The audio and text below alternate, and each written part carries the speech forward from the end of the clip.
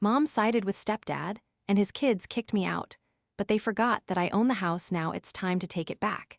It never occurred to me 35M that my father's meticulous estate planning would ultimately cause our family to fall apart. There's a lot to digest here, and I want to make sure I'm giving you the whole picture.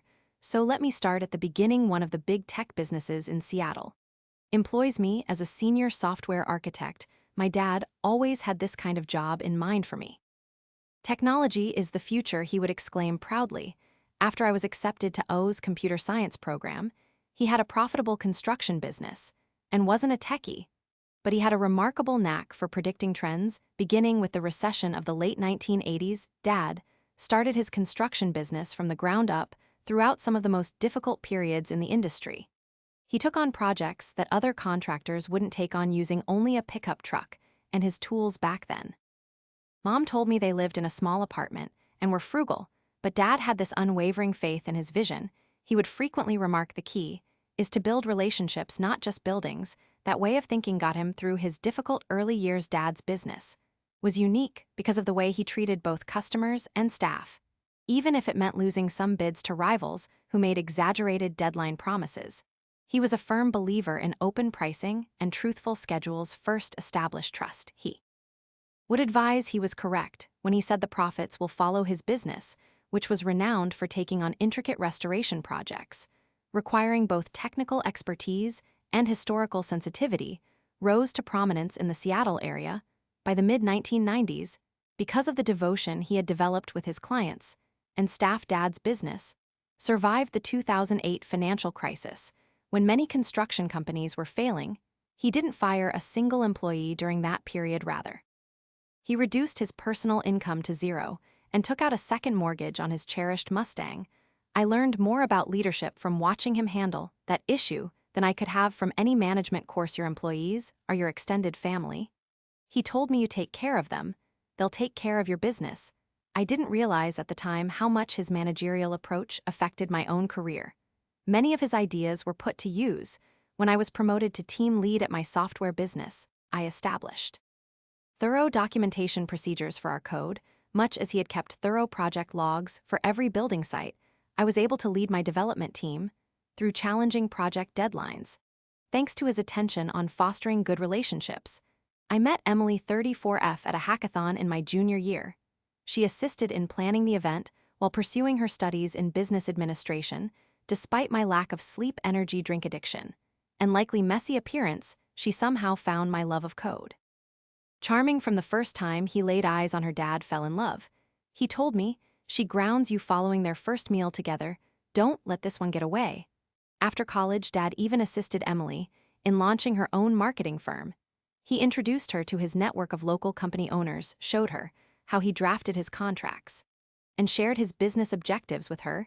He would tell us success isn't just about what you know, it's about helping others succeed too. Dad was always imparting his expertise in educating. Those formative years were unique. Emily and I would always make the drive to my parents' house on Sundays to have dinner. We would all sit on the back deck that Dad had constructed and chat about everything and nothing while he lit the grill. Even though he couldn't understand the majority of the technical details of my most recent work, he would still ask in-depth inquiries. Mom used to say, "There they go again," with the computer talk, with a loving eye roll. Dad's pride and joy was the house itself. He purchased it with the proceeds from his first significant construction job in the 1990s, which was a historic restoration project that made his business famous in one of Seattle's older neighborhoods. This lovely craftsman-style home features a wraparound porch and a garage that he transformed into the most well-organized workshop you've ever seen. Labeled and placed with almost fanatical precision, each tool has its place. Dad handled the house as though it were a living example of his skill. Every renovation was meticulously organized and recorded. Every repair, improvement, and paint job was documented in a thorough spreadsheet. That he maintained a house is like a living thing, he would say as he demonstrated for me how to clean the gutters or inspect the foundation. He maintained a maintenance regimen that included everything from checking the roof after winter storms to changing air filters. Neglect the little things, and they become big problems. In addition to being his haven, the workshop served as a classroom where he taught me about subjects other than tools, in addition to adding unique storage options and a workbench he made especially for teaching me woodworking. He had completely renovated the garage himself. He would say every piece of wood has its own story. As we were working the pegboard wall, with delineated shapes for each tool, wasn't just about organization. It was his method of teaching me that everything has a place and a purpose. Our job is to help tell that story our family held weekend. In high regard in that garage, Dad and I would work on his 1967 Mustang for hours on end. When I was 12, Dad had purchased it for restoration, claiming it would be a project that would strengthen our bond as father and son. That vehicle turned into a life lessons classroom. His advice, which I still abide by now, was straightforward. Always use the right tool for the job, or shortcuts look tempting, but they'll cost you in the long run. Although Dad might have completed the Mustang project 1 year if he had so desired, it took 3 years. However, he was more interested in the process than the final destination. I learned everything from project management to fundamental mechanics from him. We took pictures of every component we changed, recorded each step, and maintained thorough logs of our development. This isn't just about fixing a car, he would affirm. It's about learning how to break down big problems into manageable pieces. I found that lesson to be really helpful in my profession as a software developer. Emily and I purchased a small home around 20 minutes from my parents' house after we were married. Although Dad insisted that we take out the mortgage in our names, Dad assisted us with the down payment you need to build your own credit history. He clarified it's about standing on your own feet. He taught me how to install ceiling fans and fix drywall. As he worked on our renovations on the weekends, he was preparing me for the responsibilities of home ownership, even back then. This time, my career was really taking off. I just received a promotion to team lead, overseeing a team that was creating infrastructure solutions. I enjoyed every second of it, even if the hours were long. And the strain was great. During my lunch breaks, Dad would frequently call to check in. Without discussing anything specific, he was aware of the demands of managing a group and overseeing the work of others. Remember to delegate, he would say. You can't do everything yourself, just like I can't build a house alone. When Dad initially stated feeling exhausted all the time we were discussing the possibility of starting a family, he continued to put off seeing a doctor despite Mom's insistence. Just working too hard, he would dismiss our worries. He was working on his largest project to date, a multi-million-dollar development deal that would have established his business for the ensuing 10 years. In retrospect, I regret not pressing harder and insisting on those examinations sooner. Perhaps things might have turned out differently at the time. The business was expanding quickly. Dad was discussing growing into historical restoration projects in the Pacific Northwest and had recently launched a second office in Portland.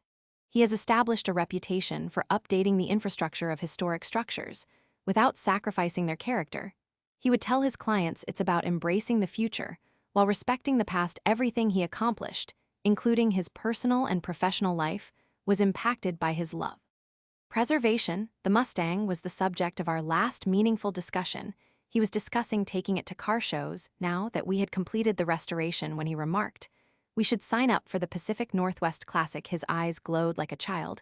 He continued to plan for the future until the very end, saying, "Show these youngsters what a real muscle car looks like." It began like any other morning until everything changed when Mom called. My phone buzzed while I was in an early meeting. We were midst of an important project conversation, so I nearly didn't respond, but I had to go out and take it. For some reason, Mom was crying so hard she was having trouble speaking. Dad had passed out on a construction site. He had left by the time I arrived at the hospital. According to the FI's positions, it was a sudden and severe heart attack. He was only 58. The weeks following Dad's passing were a haze of mourning and bureaucracy. The funeral was crowded. Dad's business and community involvement had impacted countless people. Suppliers, contractors, and even rival businesses came to show their support. Everybody shared a story about how Dad had supported them, given them advice, or simply been there for them when they needed someone to confide in. One old craftsman told me how, despite being unable to work during a contracted illness, Dad had managed to keep him on the payroll. Your father understood that business was about people first. He stated the workers of the company were heartbroken. Many of them had known Dad for decades, and they told me things I had never heard before, like how he had paid for the college textbooks of one foreman's daughter, assisted another through a divorce, or remained late to teach apprentices the nuances of historical restoration with pictures and handwritten remarks from both clients and employees. The workplace conference room was transformed into an unofficial monument. We were all surprised by how well Dad had prepared for everything his attorney, Mr. Anderson, summoned us in for a meeting a week following the funeral. He took out this enormous accordion file that read family security protocol and was neatly handwritten by Dad. Dozens of carefully arranged papers with comprehensive instructions for various areas of his land were found within. I was given a 3-day tour of Dad's estate paperwork by Mr. Anderson. Each color-coded container had personal notes outlining his decisions in addition to legal paperwork. I've never seen an estate plan this thoroughly in my 35 years of practice, Mr. Anderson remarked. Dad had even included a 5-year business transition plan with backup plans for various circumstances. After that, Mom began going to her church's bereavement support group. She first met Steve 58M there. Initially, she only mentioned him in passing. Steve suggested this great book about healing, or Steve said it's normal to feel this way. He was one of the group facilitators and had lost his wife to cancer 2 years earlier. Even if it seemed a little early, I was happy that she was receiving support. I was reminded by Emily that everyone experiences his grief in a unique way. Every Tuesday night, the church grief support group met before long. Mom was attending church functions with Steve more.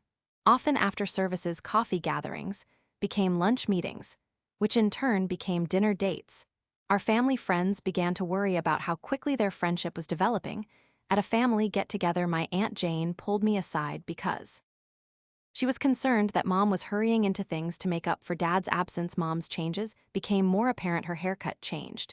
She started dressing differently, and she even threw out the garden that Dad had helped her create. Every time I questioned these changes, she would respond, "It's time for a fresh start." Dad was hardly ever mentioned by the woman who used to spend hours narrating her life with him. It went more quickly than any of us had anticipated. Mom announced that Steve was moving in 6 months after Dad's death. James, 30M, and Lisa, 32F, his own grown children, felt it would be beneficial to bring life back into the house. I made an effort to be sympathetic, but it seemed like she was in a rush to replace everything Dad had constructed. I'm at a crossroads right now. How can I preserve Dad's legacy without jeopardizing Mom's chances for happiness? Emily advises me to strike a balance, but I can't help but think of Dad's letter. Son, preserve those memories. First update. Apologize for the wait for the update, and appreciate all of the advice you gave on my previous article. 3 months have passed since my last post and things have become much worse. Steve's domineering demeanor used to bother me, but now he acts as though he owns the house my dad left me. Steve made the decision to begin a significant restoration project last month without even asking my permission. The built-in bookshelves my dad had made for the living room were being torn up by contractors when I visited one weekend. As if he owned the building, Steve was watching over them and directing them to just throw all this old wood in the dumpster. These were the final project Dad and I worked on together before he became ill, so they were more than just shelves. He responded angrily when I approached him. He said, "Look, son," with a condescending emphasis on the pronoun, "this house needs to be brought into the 21st century. Your father's taste was well dated. We're doing you a favor by increasing the property value." I reminded him that any modifications required my consent legally. Mom obviously agreed with him, but he simply chuckled and added, "Your mother and I live here. We don't need permission to improve our home. Steve knows about these things." She acknowledged he's just trying to help the woman who formerly loved those bookshelves and used to place her collection of antique teacups on them for Christmas. Now acts as though they were just taking up room. I showed her Dad's thorough house maintenance plans, but she disregarded them as dwelling in the past. Additionally, the relationship with Steve's children has deteriorated. James has taken over Dad's workshop and transformed it into a CrossFit facility. While I was on a business trip, he held a garage sale and sold the majority of Dad's tools by repainting rooms and installing modern vinyl planks in place of Dad's meticulously refinished hardwood floors. Lisa is treating the space as though it were her own personal design project. One evening after dinner, Steve grabbed me aside and said, "Since we're paying to live here, we should have our names on the deed."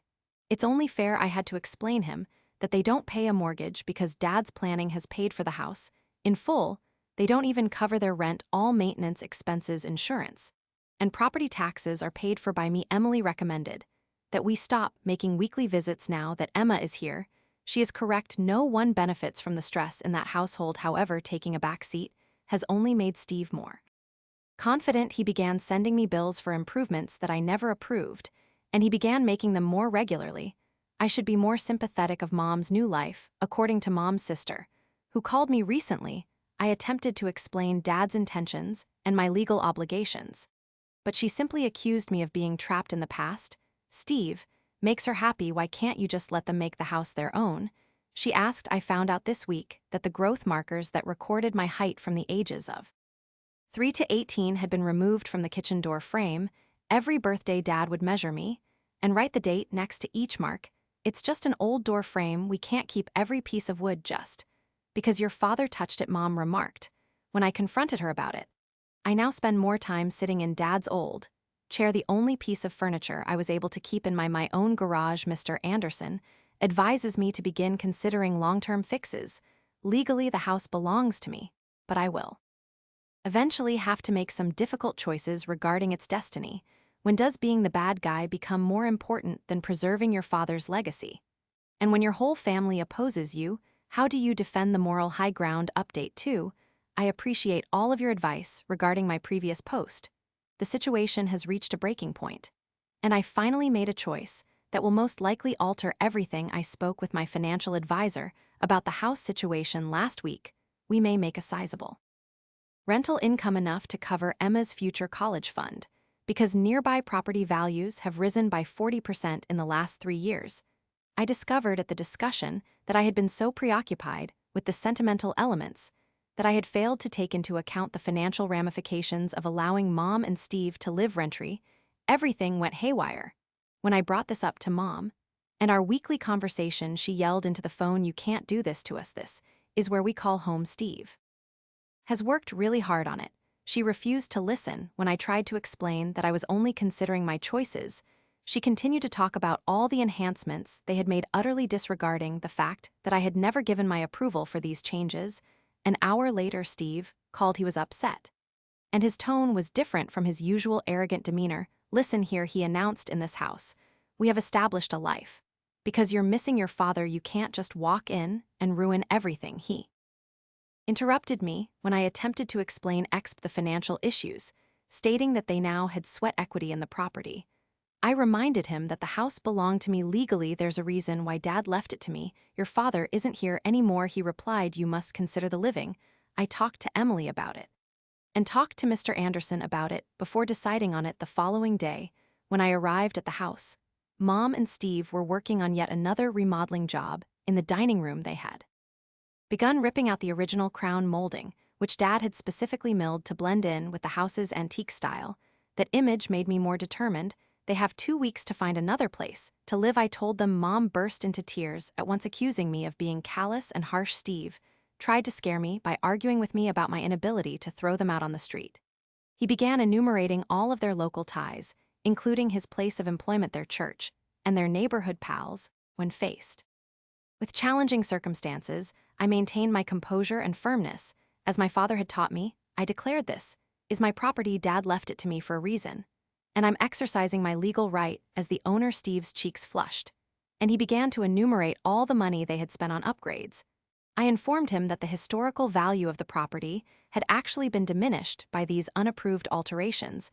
When Lisa returned home and joined the debate, things became worse. Mom utilized her pregnancy as emotional leverage right away. "How are you able to treat your stepsister in this way? She will give birth to a child."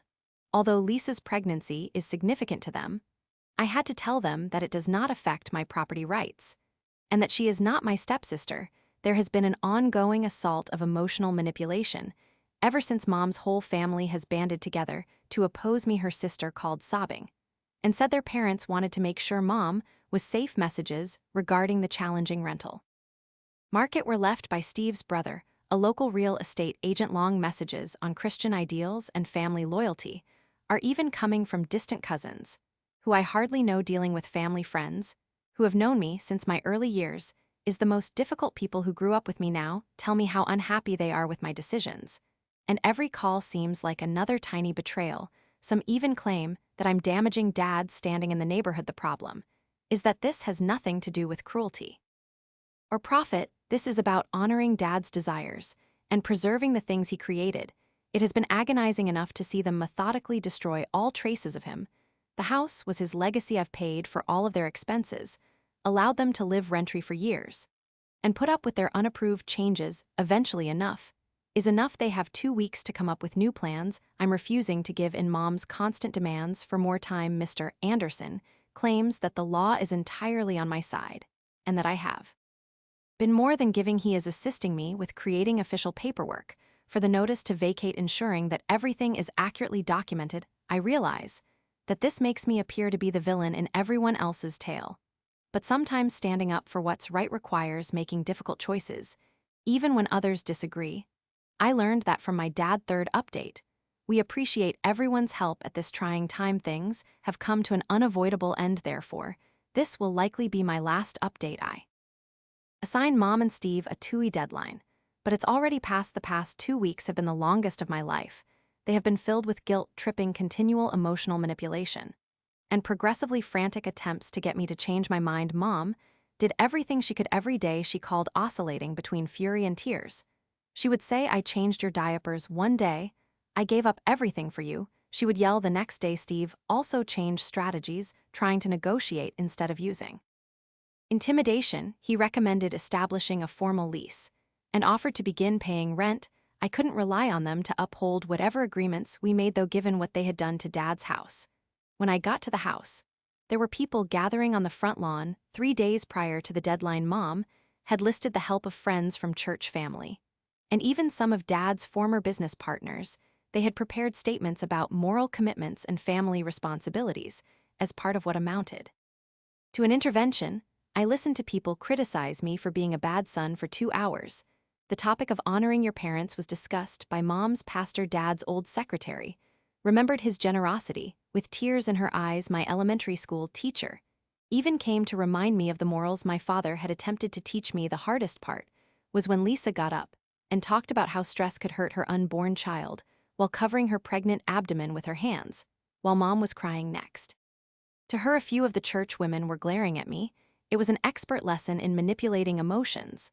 But during this ambush, an unexpected event occurred. I had a strange sense of serenity as I sat there listening to everyone talk about Dad, people who hadn't even been to his funeral, suddenly professing to know what he would have wanted. Dad used to say, "And you're ground when you know you're right." And I could almost hear his voice in my thoughts. I got to my feet and spoke to the group. I described how Dad planned everything carefully to ensure his family's future, and how he had constructed this house by hand. I showed them pictures of Steve's unapproved modifications, including the historical elements he ruined and the fine craftsmanship he removed and replaced with flimsy modern fixtures. After that, I presented them with a letter from Dad outlining his reasons for leaving everything to me. Some of the elder business associates nodded as I read his remarks about trust, accountability, and preserving his legacy. They understood because they'd known Dad really knew him. Shortly thereafter, the group scattered. While some looked disapproving, the righteous wrath had subsided, and others gently apologized as they walked away without saying another word. Mom and Steve returned inside. I showed there with Mr. Anderson and a locksmith on the morning of the deadline. Although they weren't required, I had hired a security company to be on hand. Just in case the house was deserted, the remainder of their possessions were packed into Steve's truck. Steve couldn't help but give me a last poke, but Mom refused to look at me as he assisted Lisa into his pickup. He asked, "You're happy with yourself? Your father would be so proud of how you've treated your mother." I didn't answer. Dad would have known. I know he had prepared for this possibility. What other reason might he have had for being so explicit in his? While I strolled about the home, after they had left, I had underestimated the extent of the harm. Builder-grade materials had been used to replace the original fittings Dad had painted over or taken out. His handcrafted woodwork. We had spent so many weekends at the workshop, and it had changed completely. I have no intention of pursuing damages, but Mr. Anderson documented everything for any legal considerations. I simply want to put this chapter behind me and concentrate on fixing what can be fixed. Some of Dad's old craftsman friends have already been contacted, and they are eager to assist in rebuilding the features that were taken out. For now, Mom is staying with her sister. The majority of my relatives have stopped talking to me altogether. However, some sometimes call to chastise me on social media. Steve's children continue to share heartbreaking updates about their poor mother being thrown out of her home. But fewer people are responding to each post through it all. Emily has been my pillar of support. She reminds me of Dad's letter. Whenever I begin to doubt myself, expressing his faith in my ability to make the right choices, I will eventually tell Emma about her grandfather and the heritage he attempted to preserve, but she is too little to comprehend what is occurring right now. To restore the house to its original state, I'm collaborating with a restoration professional. We can preserve the spirit of what Dad made. But it won't be perfect. Some things can't be reversed. First, the workshop will be restored. The same place where I learned from my father is where I want my daughter to study. Being the villain in someone else's tale is sometimes the price of doing the right thing. I may never be able to rebuild the relationships I lost, but I can live with the fact that I preserved what my father trusted me with. As Dad used to say, integrity is about doing the right thing even when it hurts, and not about taking the easy route. I believe he would comprehend. My last update will be this one. I appreciate everyone's support along this journey. Thank you for watching. If you haven't subscribed yet, please do so, and hit the notification bell to stay updated with more shocking, real-life stories happening around you.